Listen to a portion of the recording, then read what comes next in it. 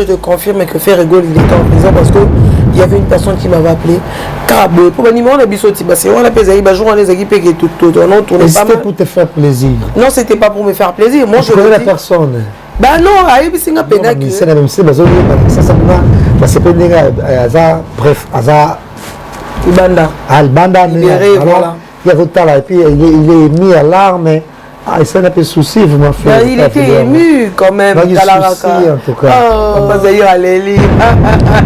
ouais, ça fait trop mal parce que à mon place à Zalaki, moi je me demande, place à Zalaki, tu se disais, pour mon hiver monte aux assoutolés, ah ben moi je vous dis que Jazz Kaboul Azolé là. Parce qu'il est en train de pleurer. Ouais, mais ça fait mal quand même. Bah oui, parce que tout le monde dit c'est quoi? Parce que la musique. La musique. Mon orchestre c'est Oyo. Et les sarabas musiciens et Oasu Mingite. Ouais. Photo comme ça retrouve la ferré, comme ça retrouve l'héritier, ma Fabrigas, ma mine à filet. Comment j'ai de la musique? Non, mais il a pleuré. Fali pour pas. Gibet Nyoso. Parce que parce que pas de toi boy. Toi on a 15% de camarades de Kitoko. Ma camarade de la lingi 15% belé bon. C'est 15 quand même. Mais 85 bah faux. Bah 5%. L'endra 2 ans vivre en fait, un peu colérique. J'aime ça. Et ça on est ça t'excite ou quoi? Ça m'excite non. Excité, c'est un peu profond. Et tu es attiré? Ça m'attire. Vers des bad boys. J'aime de gars un peu, voilà. Et ça, le petit Omonio, bongo. Et ça, on a la zali. C'est-à-dire que mon inza. Naza moutété à 100%. Naza moutété à 100%. Et puis Nazara un peu têtu. Têtu, impoli, mais têtu. Là. Tellement makasi. Nalinga tellement makasi nara sérieuse, nara fidèle. Et c'est ça qui fait que Nalinga ont partagé qui m'a été à ça là. Pasteur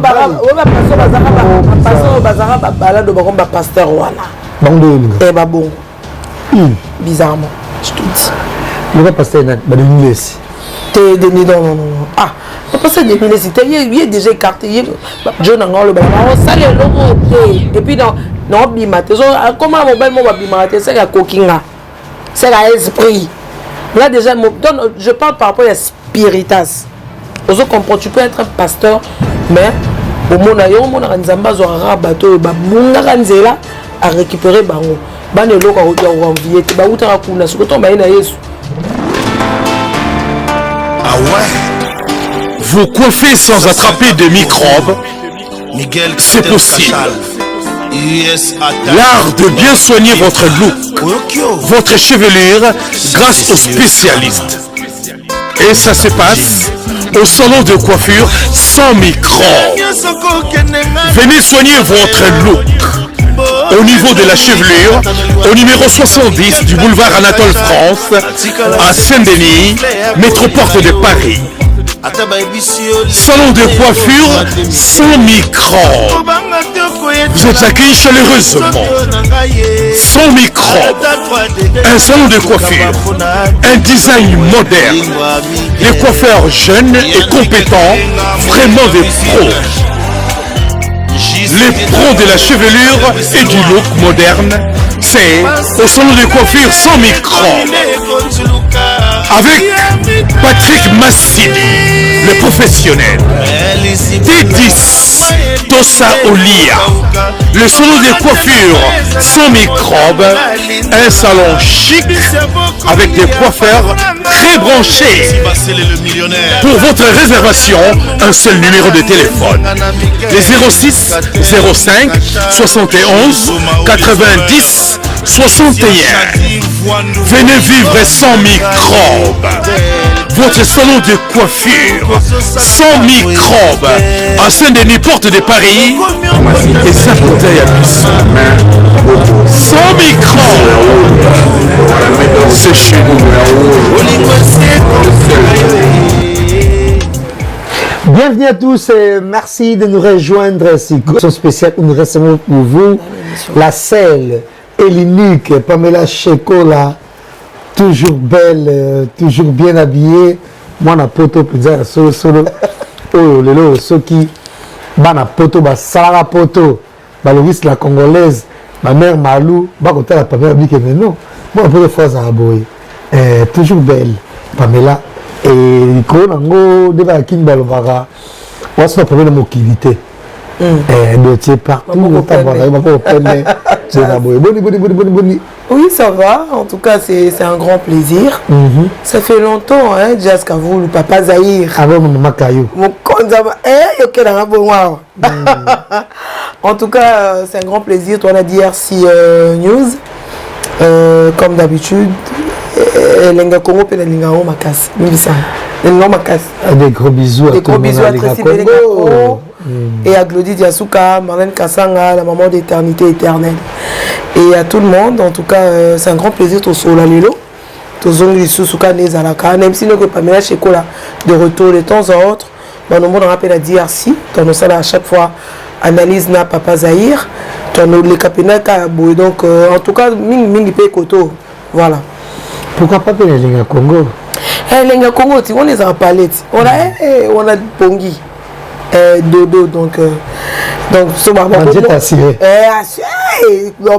mon émission a bon on peut kuna donc bon no bon mesana donc moi je pense que le sujet est important au solo là que transmettre toujours information est important ba toi autres là pour ba rumeur les appeler papa Zahir frère Ego là depuis lundi 8 août libéré entre guillemets la prison Fleury, voilà. Alice, il y a des gens qui disent que Azaki l'a présenté. Menga, il y avait une personne, Azaki Kunaza Banara Bakoto. Allô maman, allô tata, ça va? Ouais, c'est un tel et tout. Bossaïb, c'est qu'une affaire n'est pas ici, c'est vrai. Il faut vérifier et tout parce qu'il y a des rumeurs et tout. Abinom, attends, je vais la personne, Asala Kuna Azak prisonnier Kuna. Oh, ouais. Voilà, il m'a appelé. Il m'a appelé, après il m'a dit, après voilà, et au Salakue, Kotuna, Babi, oui, il y a un frère Gola, comme Hervé, Gola et tout, comme la banque, t'as vu, il est là-bas. Mais après, c'est même la rumeur, non, frère Gola, il n'était pas en prison. Il était quelque part, voilà, il était malade, il y a des gens qui disent, il y a des gens qui, il y a des rumeurs qu'on troublait moi Batou parce que on va rappeler Pamela Cheko là, rumeur ils appellent ma BT.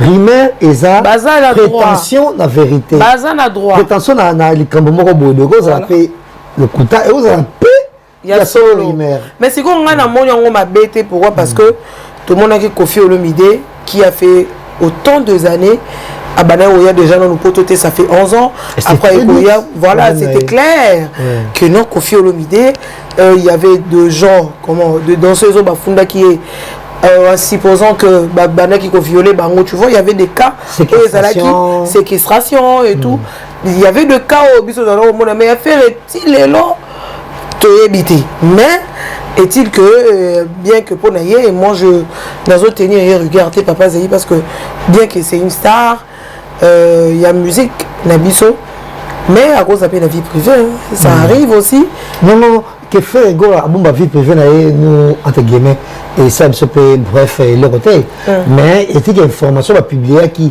dans arrestation et puis bango moko ba publier kango donc poto yeba que fait Ego là entre guillemets va kangier bango moko to fait il fallait pas payer ses explications non moi to fait Ego va publier kango et information fuita qui était que tam so qui ça mali là à mon to Mexico à mon qui a lobby non ils a dit là Instagram a fait Ego va publier que non voilà fait Ego là un problème judiciaire après moi une page Facebook va publier bango moko généralement biloko bongo et zaramingi il y a nungu et bien nungu non mais moi je pense que c'est ils ont mort deux fois il faut bailler bara parce que moni total la qualité na TikTok il y a une influenceuse moro boy abanaka kokona zaki mannequin kokona na nzoto na miki ezalaki na volonté na été abanaka kokona ça juste à passant pour dire que déjà sur un personnage public maramego les une apercité mais ça moi je pense que gérer qui bien Mais il fallait quand même battre pour le la vérité comme sur Obimageno fait rigolo, il était malade. Malade de quoi? Mais dans un soir vraiment battu faire tout sera bien. Moi je pense qu'il était en prison. Et en prison. Il y a poto dans Botswana, il y a un vanga. Il y a poto. Et ceci ne va pas Pamela aux amutozana aux jabatoté. Qui y a côté de triangle, le bateau de Djemé Lengue, sans juger les gens, parce que des alaka, ils sont en prison, mais prison, comment ça se passe en prison? Est-ce qu'il y a une prison, les missions à Zaïrobe, il y a pas de côté où tu as allé. T'es bakanga qui est? Moi je te dis que. Pas maintenant en prison. Oh, c'est un ménage, à ta ménage. Donc, vous avez la cantine. Est-ce que tu as ménage ou là-bas? Mais la cantine, fait au lien à la cantine. La prison, ils en ont RT. Azaki na prison, Jazz Kavoulou. Azaki na prison. Moi, je te confirme que Ferrego, il était en prison parce que il y avait une personne qui m'avait appelé.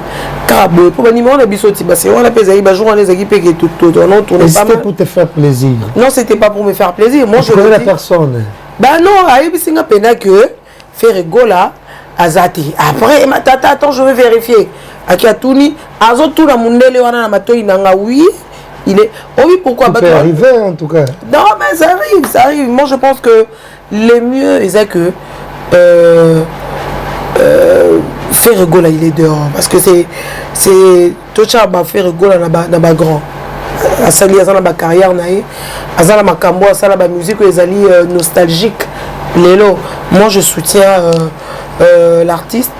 Et moi, je pense que Kalatea.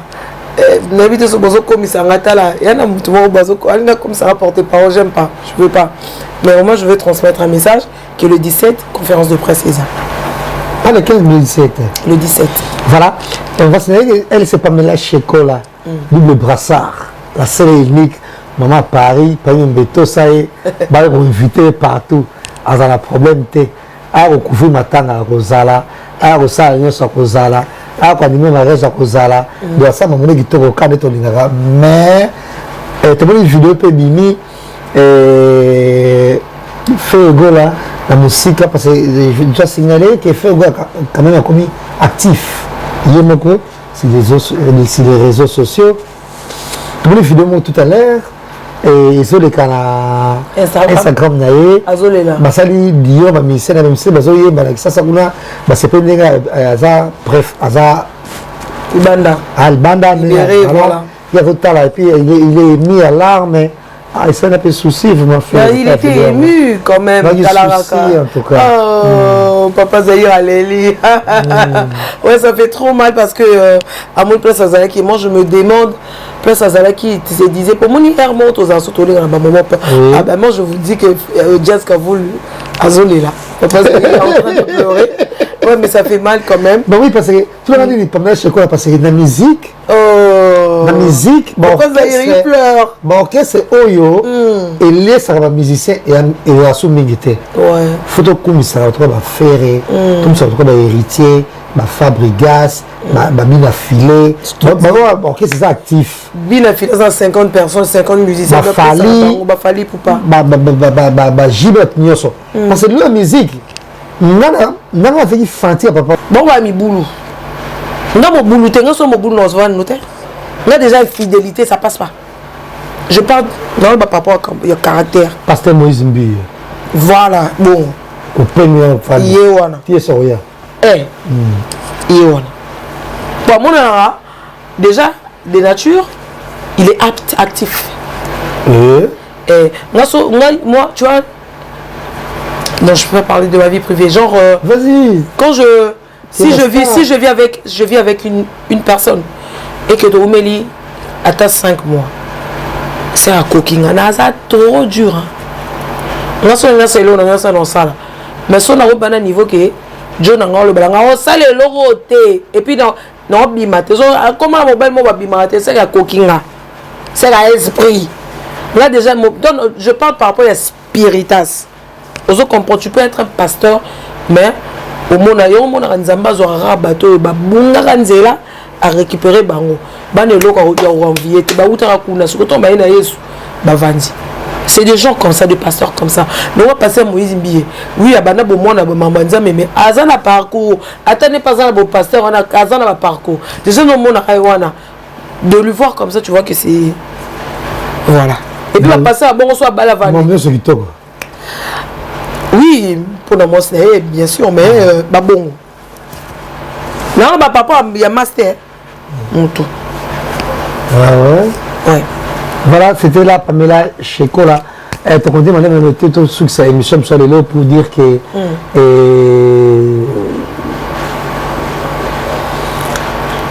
il a fallu pour parler le 29 octobre dans le stade de Martyrs. Il y a tout le monde de la musique. Comment la préparation, ça se passe bien? Oui, ça va. En tout cas, Fali, il fait aussi la bonne musique, mais seulement dans le baron tout le temps il doit modérer.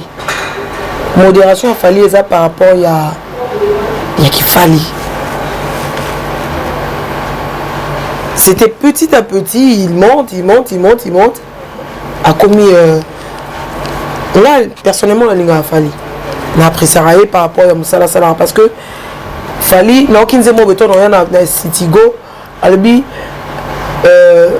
Lingala, c'est, on dirait meilleure langue du monde. Hey, t'as la moto, ça fierté en boca. Il faut repousser avec le pète, parce que tu signalé que. Le 29, on parle du 29. Tu signalé que YouTube, TikTok, ma page la première et tout. Congo, c'est les réseaux il y a un moko. Donc ça m'a bien internet, mais quand na lingala. Na lingala. Mais oh bah ivoirien ça ça on a français. Et ça passe pas. Pour être à moment d'ambo bataille. Et puis TikTok na ba américain ba romo bi dans ba lingala. Ça dit que tu as imposé le roman au moment ni ba fali jazz. Ba fali wana ba bateau. Tu repères ce concept tant que mon amboka. Mais en vrai, il fait la fierté de notre musique. Deux fois t'es.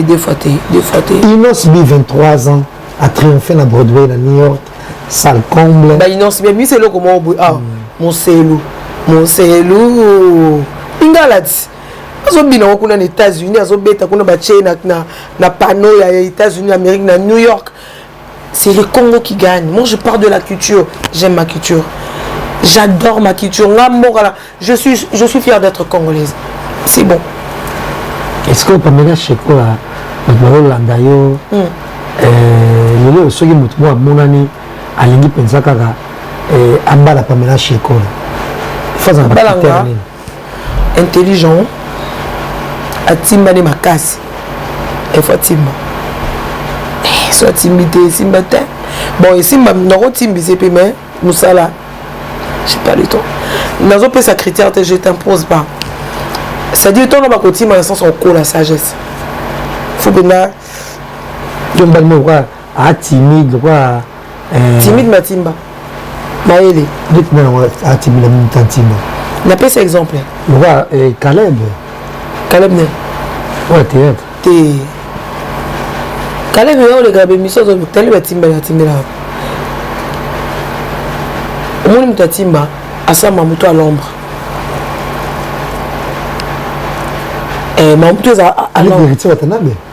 Voilà. Timba makasi. Bien ba leader mo ba banga ke. Blague te ba banga ke. C'était là Pamela Shekola na banzi bateau sur banzi biso ba sepeli courage sur ta mission avec ça partout. Tout tabia mingi ça c'est puis Brazzaville. Oui Brazzaville pas de connexion ça passe si tout et tout. On se crédit pas si même Brazzaville entre internet ils arrêtent pas sur ta poto ou dans la famille de Brazzaville ba kolela. Internet est accessible même bien sauter. Pendant que la moka président Sassou bata Brazzaville tout bon c'est internet et l'autre côté là ça tout le monde pauvre riche à internet. Et c'était là Pamela Shekola j'ai invité sur les lots pour se la moka quel était quand on mettait bon actualité bon il y a ndoulé et puis il y a musique et tout le monde peut faire en tout cas on a petit talent. Riche Owen. Ben non mais il s'habille bien et puis cher. Trop bien et puis cher. C'est une légende. Il y a oh mouton le bar, il y a pas à dire. Voilà, le Koffi Olomide c'est Missa Koffi Olomide. Oisé quoi. Lelo. Là ça la vanina na monstre beau. Azana comment on benga pour ne pas rappeler de choses. il y avait vraiment Rando Zaki Makas.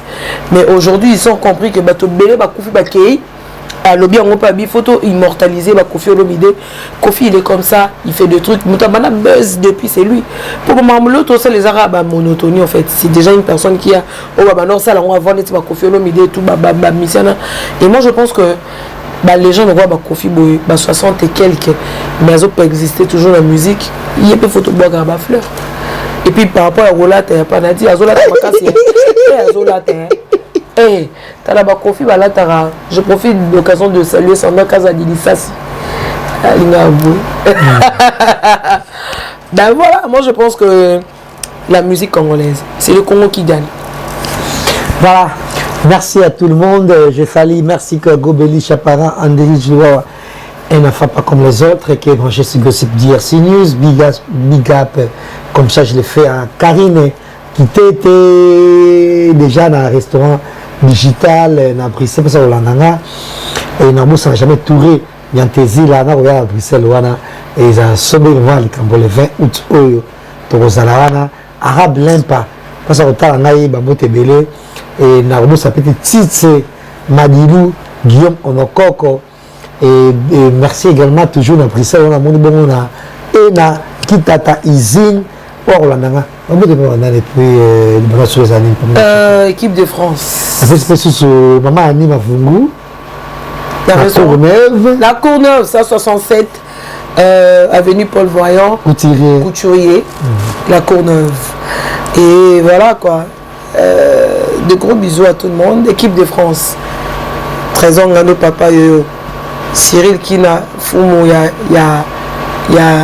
Mta Moskino. Rife Malenga. Patrick Cambre Jaune. Roi. Okonza Bouzon. Nicolas Autosomba. Patou Kapanga. Yaza te. Bon, dans l'équipe de France. Ayo, équipe de France. Ça va mettre. Nazawana. Te Didier Nzongo vient dans Makasi.